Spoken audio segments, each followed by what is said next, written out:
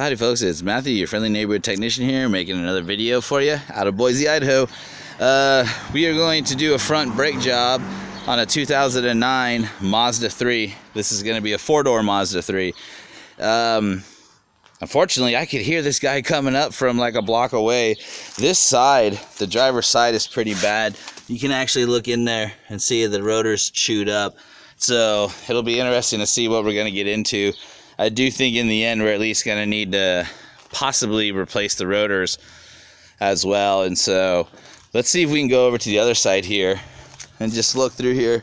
See, this side doesn't look anywhere near as bad. I can just kind of peek in through there and see that this side looks like it has normal wear and tear.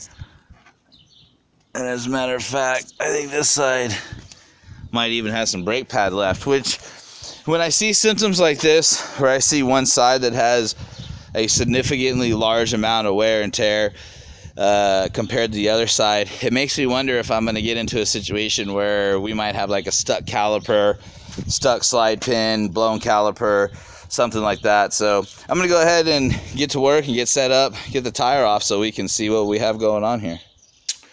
Alright, so I'm not going to show me actually working on this one. I will give you the step-by-step guides to getting the brakes apart on a 2009 Mazda 3, the front brakes, but I'm not actually going to film the work because I have to wear a respirator and a decent pair of gloves during this one. There's a lot of brake dust associated with this one, so just kind of a little word of advice. If you're working on brakes and you've got a ton of brake dust or a rotor that's tore up, go ahead and grab a cheap respirator.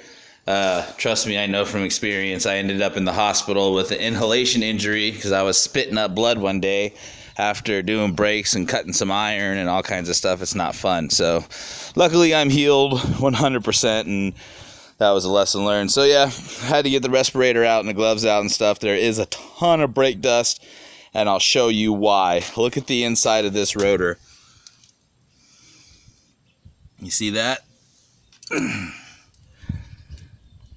That is what I consider a paper thin rotor. Now I've seen rotors thinner than this and worse than this, but compare this side to this side. See if I can get the focus to come in real good for you here. So yeah, just compare this side to this side. And so this rotor will have to be changed. At this point, we might as well just go ahead and change out both rotors. The owner did opt just to go ahead and change pads, but here's the catch. As a professional mechanic, I can't allow this rotor, after seeing it and looking at it, doesn't matter if I work out of my home or a shop, I cannot allow this rotor to go back out on the road. That's a life-threatening issue there. Rotors can grenade, they can shatter, they can break.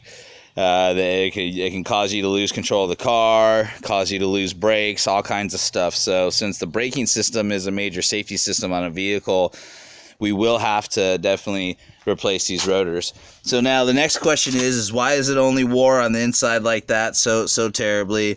Why are these pads wore down to nothing, and why is the other side not just as bad? More than likely this rotor or this caliper is sticking. So I'm going to go ahead and get the caliper off along with the brakes. What I'm going to go ahead and use to do that will be an H7 hex head socket.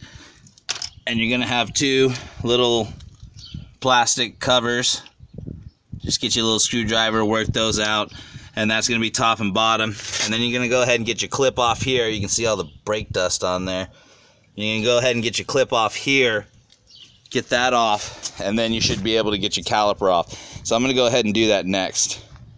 Alright, so now that I got it all blown out, all the brake dust out of the way and stuff, it's a lot safer to get back in here. Don't need to necessarily wear the respirator. So what I found is, just as I had suspected, was that the slide pins for the caliper were completely dry. No grease at all whatsoever. And I'm going to say, honestly, in my experience, 8 or 9 times out of 10 on front brakes that are disc and rotor and, calipers, disc pads type setup, a lot of times what I'll find is that these slide pins either get dust and dirt in them and they get stuck, or they're just completely dried out, they haven't been serviced, and there's no grease in there, and so they get stuck. What I'll do is I'll push the piston back, and if the piston pushes back just fine with no resistance, then again, I'll check the slide pins, and every time, sure enough, I'll find them dried out.